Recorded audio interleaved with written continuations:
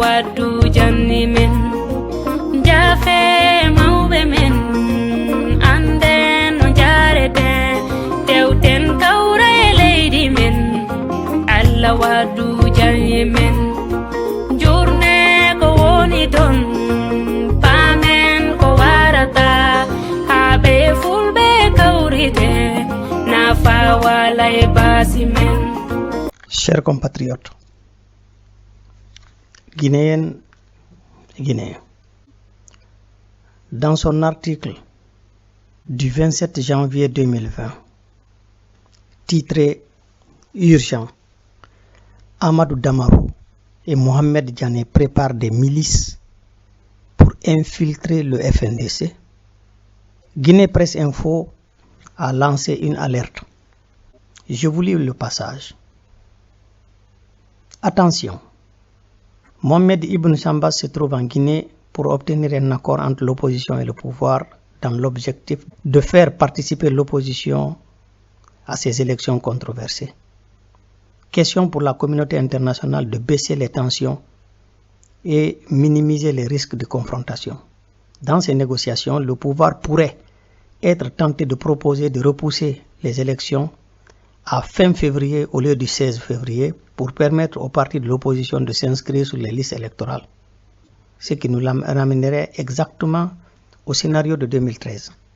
À l'époque, l'opposition avait rejeté l'organisation des élections législatives avec waymark et un fichier contenant 600 000 électeurs fictifs en Haute-Guinée pour assurer la victoire de RPG aux législatives. Après 57 morts, des centaines de blessés par balles et des milliards de dégâts avec des boutiques et magasins incendiés, le président de l'UFDG acceptera d'aller aux élections avec waymark et le fichier corrompu. Ces conditions même qu'il avait refusées au départ jusqu'à ce qu'on ait 57 morts et tous les dégâts qu'on a connus. La concession du pouvoir fut de repousser les élections de 2 semaines pour compenser les enrôlements faussés au détriment de l'opposition. Un engagement qui ne fut jamais respecté et le RPG gagnera la majorité au Parlement. Les mêmes causes produisant les mêmes effets, espérons que le leader de l'UFDG aura appris de ses erreurs du passé. Car si lui seul accepte de participer, le pouvoir aura obtenu sa caution recherchée. Ainsi, on l'avait très bien vu. Vous savez, la communauté internationale, elle va observer des massacres, des choses, jusqu'à observer des recensements biaisés, c'est-à-dire toutes les conditions d'un conflit se créent aux yeux, au vu et au su de la communauté internationale. Elle ne se mêle pas, elle ne dit rien. Surtout les organisations africaines. Ils ne disent rien. Quand on arrive aux élections, ils interviennent, ils viennent, ils demandent à l'opposition d'être responsable, de participer, parce que pour éviter qu'il y ait des confrontations après, il faut que l'opposition accepte de prendre part, de temps en temps, jouer à l'apaisement. On pousse l'opposition à aller dans la mascarade. Malheureusement, chez nous, on tombe toujours dans ce piège depuis 10 ans. Macky Sall, s'il avait accepté les propositions des religieux ou bien les propositions de la CEDEAO, les propositions de l'Union européenne, qui plaidaient tous pour qu'il accepte de jouer à l'apaisement, d'accepter même de repousser les élections d'1 an et tout ça là, comme Abdoulaye Wade avait souhaité. Écoutez, si Macky Sall avait accepté ça, il ne serait pas président. Il ne serait jamais devenu président. Macky Sall a été clair, ferme. Nous avons des lois. Nous avons une constitution, on a des lois. C'est lui qui veut nous aider à résoudre nos problèmes, mais qu'il dise à Wade de respecter ça. On ne peut pas céder par rapport à ça. Point. Sa fermeté, sa droiture, parce que pour exiger qu'on respecte la loi, il faut qu'on soit déjà quelqu'un de correct soi-même. Si on n'est pas correct, on ne va jamais s'appuyer sur la loi. Et c'est bien là le problème de la Guinée. Regardez ce qui se passe, les religieux.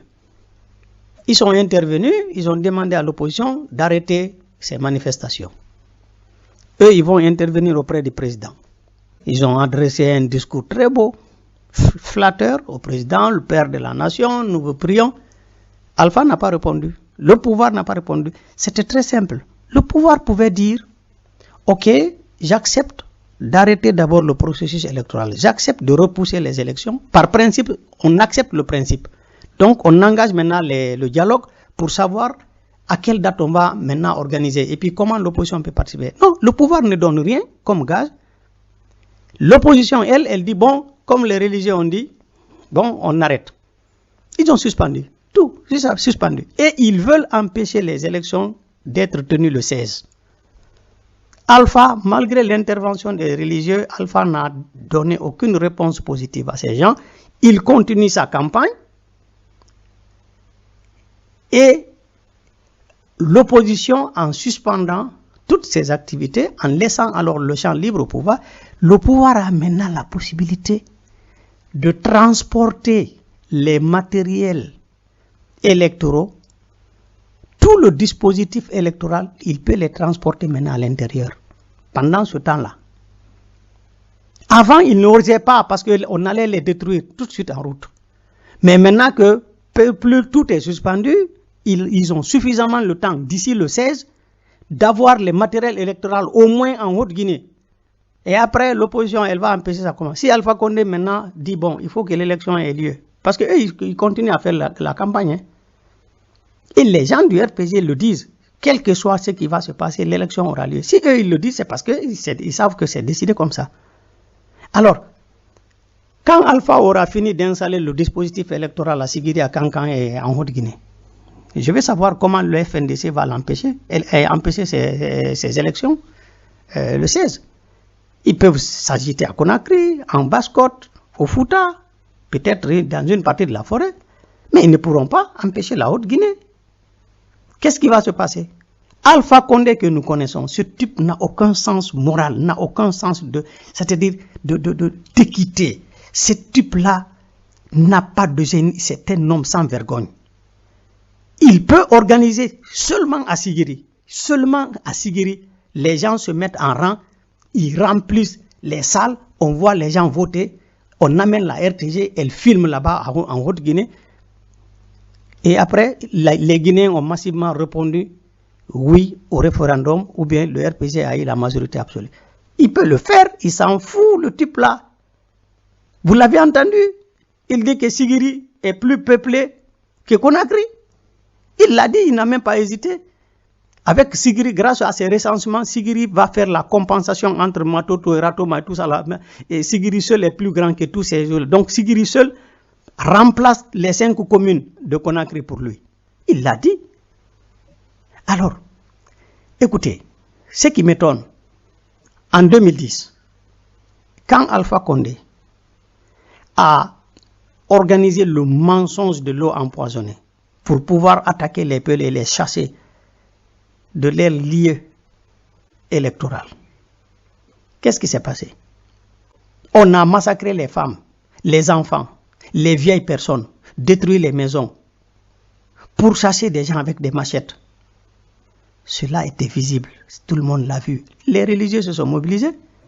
Ils sont venus, ils ont fait asseoir. Ils ont dit, bon, ok, pour faire la paix, c'est toi le petit frère.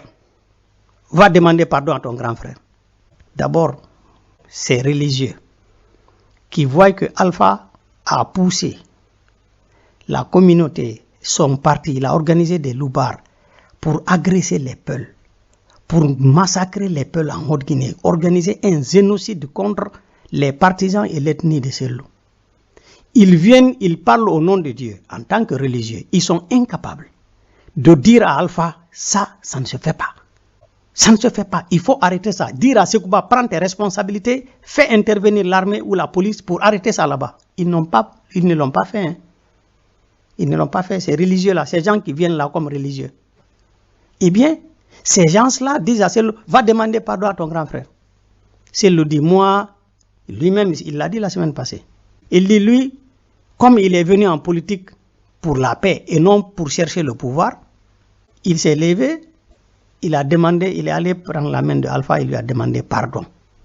C'est-à-dire, le fait d'être candidat au même titre que Alpha, cela a tellement énervé Alpha, il a énervé Alpha en étant candidat en tant que Guinéen, Cela a énervé Alpha au point que Alpha déclenche un génocide contre son ethnie.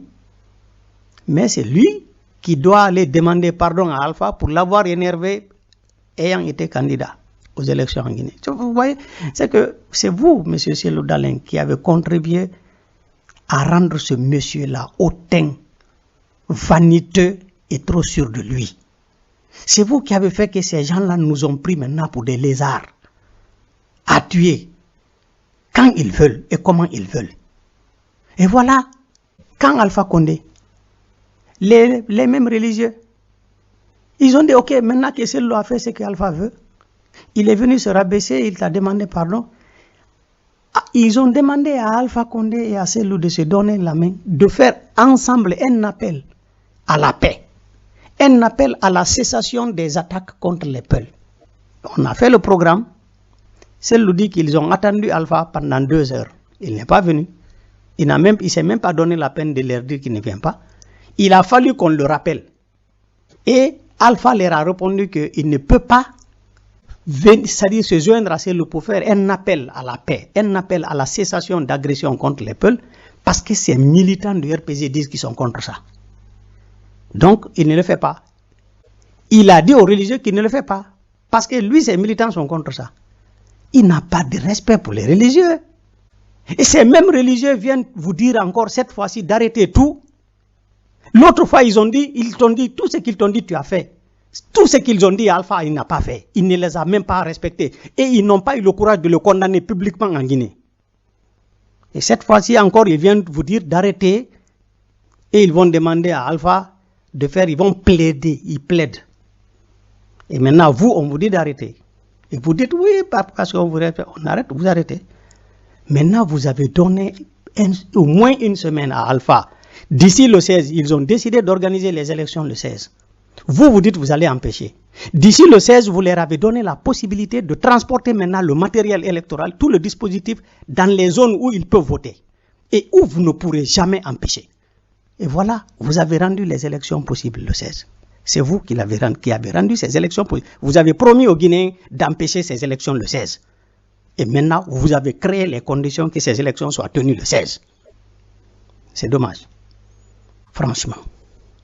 Il y a au moins une information réjouissante. Cette information, c'est la résolution de sortie de crise. Les propositions de sortie de crise que la coordination PASCOT et la coordination Halpolar ensemble ont proposé. Excellent. Je vous lis ici les recommandations de propositions de sortie de crise que Elhadj Sékouna Souma et Elhadj Ousmane Sanloa ont fait parvenir à l'État, à toutes les institutions de la République, aux Nations Unies, aux ambassades, aux partenaires étrangers et à l'Union européenne, c'est-à-dire à tous les partenaires internationaux qui participent, qui accompagnent le processus guinéen. Ils ont adressé à tous. Ces deux-là. Je vous lis ici. Sur le plan politique, A. L'arrêt immédiat des exactions et arrestations en cours sur toute l'étendue du territoire national. 2. La libération sans condition de tous ceux qui sont illégalement détenus. 3. L'arrestation immédiate et la poursuite en justice des commanditaires et exactions de ces crimes et autres infractions contre les citoyens guinéens. 4.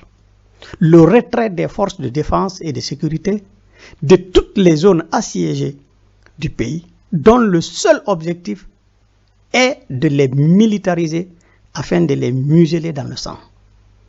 Il est prouvé que ces forces de défense et de sécurité ne servent qu'à terroriser la population et non à lutter contre l'insécurité. 5. Le respect par le président de la République, par toutes les institutions de la République, par les partis politiques et par la société civile et de l'actuelle Constitution. Le respect de l'actuelle Constitution par le président et toutes les institutions de la République. 6. Que l'idée d'une nouvelle Constitution qui ne fait que diviser les Guinéens et qui entraîne les violences des morts d'hommes et la destruction des biens publics et privés soit publiquement et solennellement abandonnée par toutes les parties prenantes. 7. La dissolution immédiate de l'actuelle commission électorale indépendante et son remplacement par une commission électorale réellement indépendante et consensuelle, assistée par une institution spécialisée des Nations Unies jusqu'à la proclamation des résultats définitifs. Voilà ce que nous avons toujours demandé depuis 2013. Qu'en 2013, on a tué 57 personnes de l'opposition parce que le fichier n'est pas correct, parce que le processus est biaisé. L'opposition a été incapable de demander l'implication des Nations Unies. Sinon, quand on a tué déjà 57 membres de tes militants, tu ne peux pas aller à une telle élection si les Nations Unies ne s'impliquent pas. Normalement, parce que les résultats, naturellement, ça va revenir la même chose. Cet État qui a tué 57 personnes parce que tu demandes les bonnes conditions d'organisation de l'élection, les conditions équitables de l'organisation des élections, on tue 57 membres de l'opposition pour ça, et vous acceptez d'aller après aux élections avec cet État-là sans avoir de garantie derrière vous pour les résultats après. Qui vous dit qu'ils vont donner les résultats réels que vous avez eus? Ce qui s'est passé à Matoto. L'UFDG a gagné. On lui a retiré même ce qu'il a gagné, non? Eh bien, comment se fait-il qu'on envisage d'aller à nouveau dans des élections sans qu'il n'y ait de garantie, sans qu'on appelle les Nations Unies une institution indépendante à l'État guinéen qui puisse assister au moins à ces choses? Parce qu'avec l'État guinéen, incarné par Alpha Condé, un groupe de bandits dirigés par Alpha Condé, les Damaro, les Bantamasso, ces gens-là n'ont jamais été sérieux dans leur vie. Eux, ils vont organiser des élections équitables en Guinée. Vous le savez, vous êtes toujours prêts à les accompagner, sans garantie. Ce sont les sages qui proposent ça. Parce que eux, ils savent, ça, si on veut sortir de la crise en Guinée, si on veut organiser des élections sans qu'il n'y ait des morts, il nous faut ça en Guinée. Ils l'ont demandé. Et vous savez, chers compatriotes, ces deux-là, les deux vieux, qui ont eu ce courage, cette vision, cette grandeur d'esprit, on dit qu'ils sont analphabètes. Hein? C'est des analphabètes. Ces deux vieux. Ils ont le courage, ils ont la personnalité d'exiger de véritables conditions d'organisation d'élections à la dimension de la Guinée-Bissau. Ils ont fait des campagnes, ils sont allés aux élections, il n'y a jamais eu un chat mort là-bas. On n'a même pas tué une souris là-bas pour ça. En Guinée, c'est les sages qui demandent ces conditions.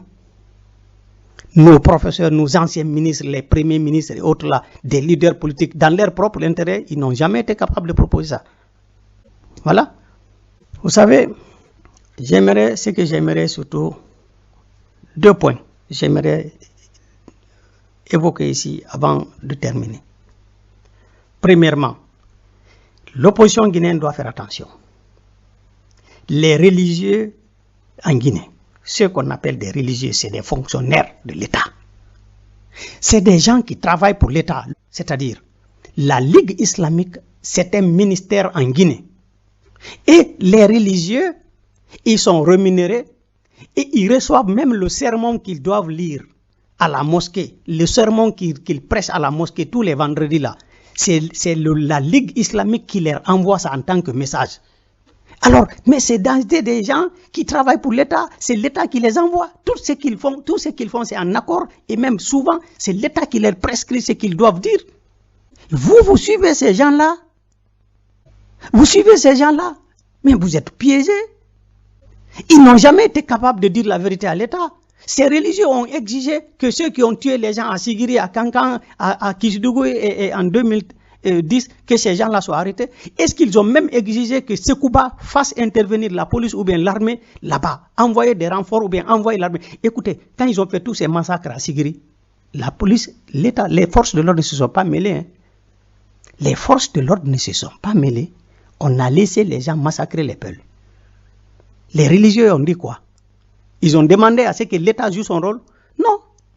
Et c'est là, ces gens-là viennent vous dire, bon, vous suspendez tout ce que vous faites, nous on va parler au président pour qu'il fasse quelque chose. Écoutez, maintenant vous suspendez, le président a la possibilité d'acheminer son matériel et organiser ses élections. Et le deuxième point, tous nos leaders politiques, des anciens premiers ministres, leaders politiques, et la plupart des leaders politiques de l'opposition républicaine, ils sont tous des économistes. Tous des économistes. Mais au moins appliquez ce que vous avez appris à l'école, ce que vous êtes prêt à appliquer si on vous donne du travail, si vous travaillez à la banque, ce que vous appliquez là-bas, mais pourquoi vous ne l'appliquez pas ça au moins aussi maintenant dans votre intérêt?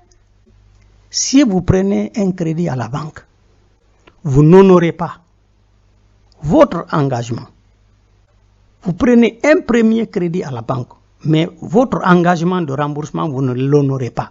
Vous n'aurez pas un deuxième crédit, c'est fini. C'est dans le monde entier. Et ça, c'est vous les économistes qui faites ça. En politique, vous accordez du crédit chaque fois que M. Alpha Condé vous le demande. Chaque fois il vous invite, ou des gens viennent, des gens issus de ce syndicat, des chefs d'État de la CEDEAO, de l'Union africaine ou autres, ou bien les gens de la communauté internationale qui veulent simplement qu'il y ait de l'apaisement là-bas, parce que c'est leur priorité, ils ne cherchent que ça. Maintenant, le reste, qu'on applique la loi, qu'on ne l'applique pas, et ce n'est pas leur problème. Ils viennent, ils vous disent non, allez-y à l'apaisement et tout.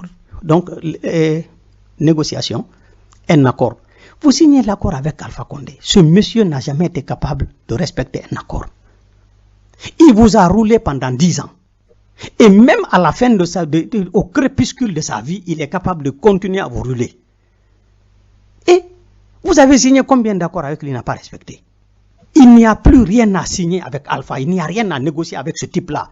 Ce type n'est pas un homme de droit, il n'est pas un homme de loi. C'est un hors-la-loi. C'est un homme qui n'a pas de parole, qui n'a pas d'honneur à donner. Ça ne lui dit rien. Il vous promet juste parce qu'il a l'intention de vous dribbler. Et quand vous faites dos, quand il vous fait dos, il vient, il signe des choses avec vous. Dès que vous faites dos, il ricane. Il ricane parce qu'il sait que vous êtes idiot. Eh bien, chers leaders, il n'y a qu'une seule chose désormais à exiger et à négocier avec Alpha Condé. Ces conditions de départ de la Guinée, ces conditions de quitter, il ne peut pas diriger un État. Il n'en a pas la stature, il n'en a pas la moralité, il n'en a pas du tout la dimension humaine. Ce monsieur a organisé des assassinats systématiques, la mort des enfants, des femmes, des vieillards. Ça ne lui dit absolument rien. Ce monsieur-là, aucune nation respectable, ce monsieur-là, dans aucun pays où on a des adultes respectables qui se soucient de l'avenir de leurs enfants et de leur peuple, ne peuvent accepter que ce monsieur-là soit dirigeant de leur pays. Alors, s'il vous plaît, arrêtez de négocier avec Alpha Condé, demandez son départ. Tous les morts qu'on a enregistrés, c'est lui. C'est lui. Sous aucun dictateur en Afrique, même les militaires, on a attaqué les cimetières avec des armes. Sous aucun dictateur, on a attaqué les cortèges funèbres. Sous aucun dictateur, on arrête les ambulances pour exécuter les secoureurs. Tout ça, c'est Alpha Condé et son régime. Ce monsieur, si vous ne demandez pas son départ, je me demande, vous, qu'est-ce que vous attendez? Qu'il enterre d'abord la Guinée? Méditez là-dessus. Merci.